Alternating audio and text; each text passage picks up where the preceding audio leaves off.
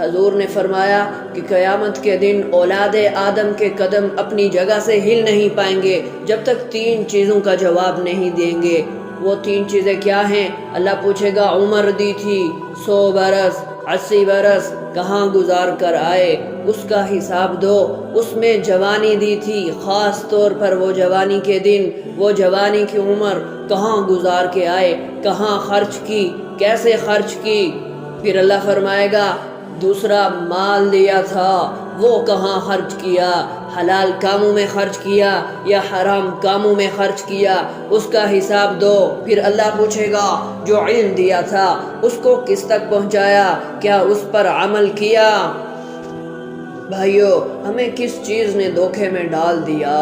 ہم نے سوچ لیا نماز چھوڑ دی، اللہ کے حکم چھوڑ دیے، نبی کی سنت چھوڑ دی، نبی کے طریقے چھوڑ دیے، اور پھر کہتے ہیں کہ اللہ بخش دے گا، اللہ رحمان ہے، اللہ رحیم ہے۔ ہاں اللہ رحمان ہے، ہاں اللہ رحیم بھی ہے، لیکن اللہ رحمان اس پر ہے جو اس کی اطاعت کرے، جو اس کی نبی کی اطاعت کرے۔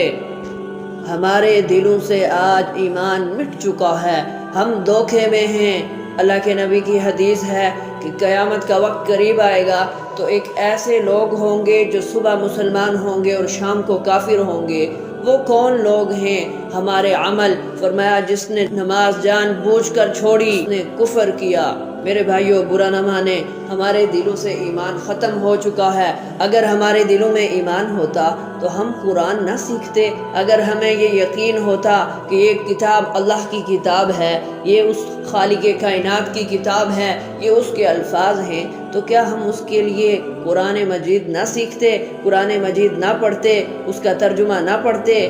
کہ ہمارے کریم رب نے ہم سے کیا ارشاد فرمایا؟ اور اللہ فرماتا ہے کہ اے انسان، تو نشانیاں تلاش کرتا ہے تو اپنے گرد کیوں نہیں دیکھتا؟ تو سورج کو دیکھ، تو چاند ستاروں کو دیکھ، تو سمندروں کو دیکھ، سمندروں کو کس نے ٹھہرایا ہوا ہے، ہوا کو کس نے روکا ہوا ہے، یہ زمین و آسمان پر کس کی بادشاہت ہے؟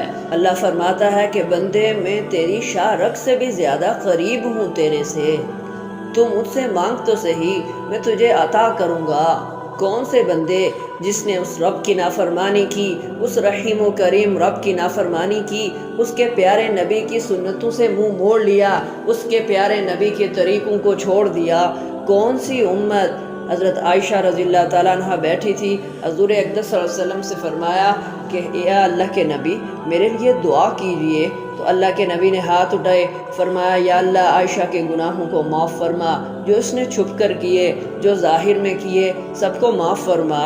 تو یہ سن کر حضرت عائشہ اتنی خوش ہوئی کہ زمین پر لیٹ گئی اور خوشی سے جھومنے لگی۔ تو اللہ کے نبی نے فرمایا عائشہ یہ کیا کر رہی ہو؟